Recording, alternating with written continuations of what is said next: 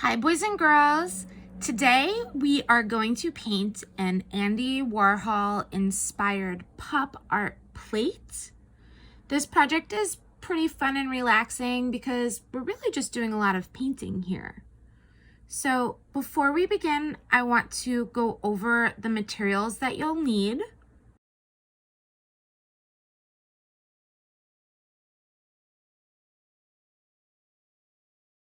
You're gonna want your paint, and from home, a jar of water, a ruler, a pencil, and you'll need your brushes. Now, to start, we're going to take our ruler and we are going to section off our plate into 4 quarters.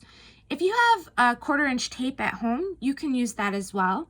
But you're going to find the center of your plate and pressing really lightly with your pencil. You do not want to press hard at all.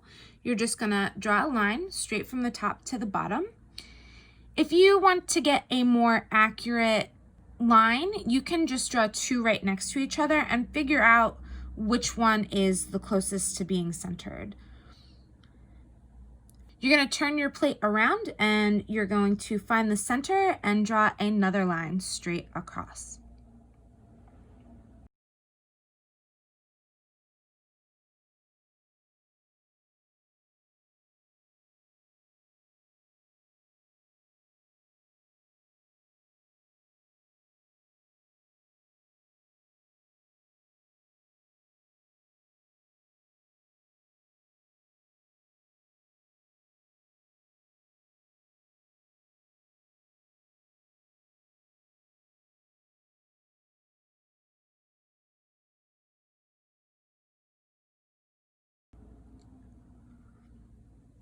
After you've drawn your lines, before you start painting, what you're going to do is smudge those pencil lines with your fingers. The reason we do this is because when the graphite fires off of the plate in the kiln, it could create little air bubbles. So we're going to just smudge that graphite off before we start painting. So now we're ready to get started painting our plate. When we look at the 4 different quarters of our plate, we want to make sure that we pick a different color to go in each one of those squares. So I'm going to use yellow, green, blue, and purple for my background. And I'm going to get started with my little brush, and I'm just going to paint right around my silk screened image. We are going to be careful not to paint inside that banana because we're going to circle back around to that after we've done 3 coats of all of our squares and paint the inside a different color. Now, while you're painting, there are a couple of things that you want to be thinking about. If you've drawn your line in pencil, you want to make sure that you're using your small detail brush so that you don't go over the line into the other quarter of your plate.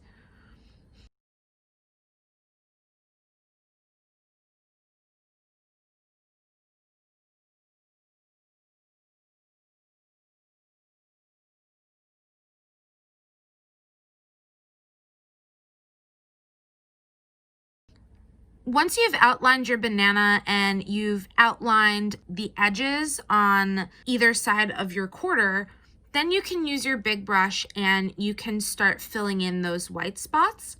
And what I want you guys to do is do 2 coats of each quarter. And once you've done 2 coats of everything, then we'll circle back around and we'll add the 3rd coat last. So I'm going to fast forward through the 4 quarters and I'll see you guys for the next step.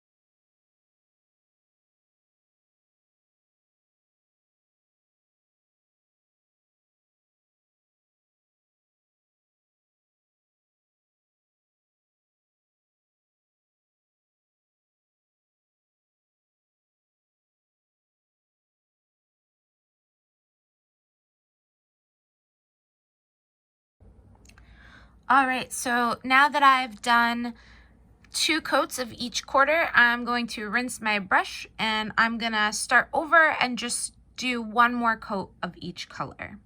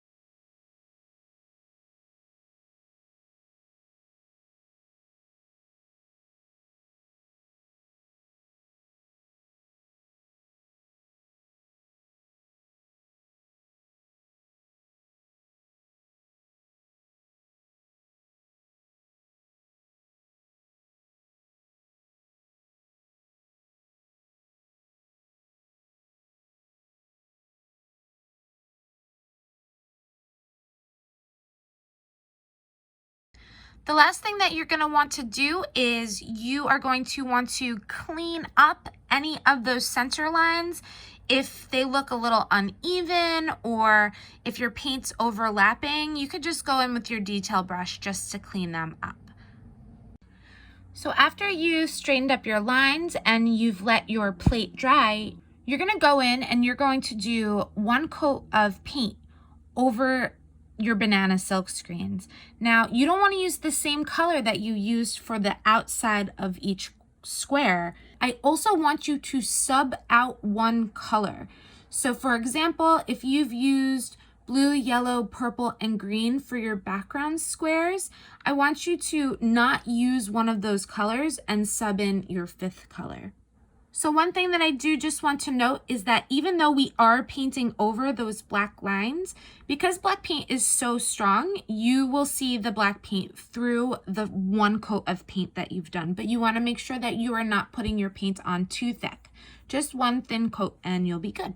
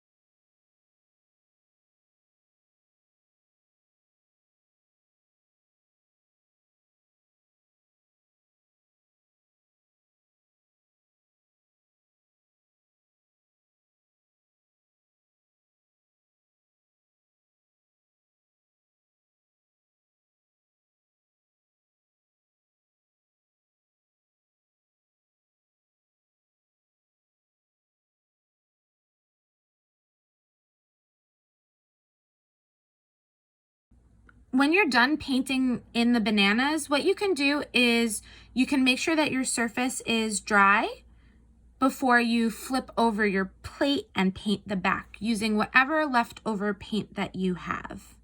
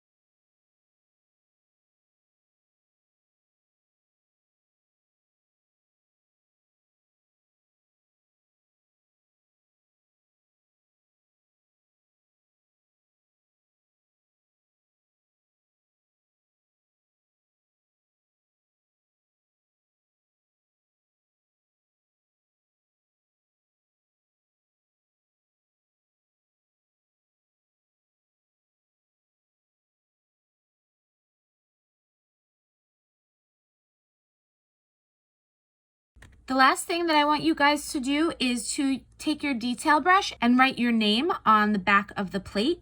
If it's too hard to paint on there, you can just use pen or a pencil and we'll go over it for you. All right, so we have completed our Andy Warhol inspired pop art plate. I can't wait to see what color combinations you guys used, and I can't wait to see how these plates turn out. Remember that these do need to be returned to us so that we can fire it in the kiln. I hope that everybody had fun doing this project, and we'll see you soon. Bye!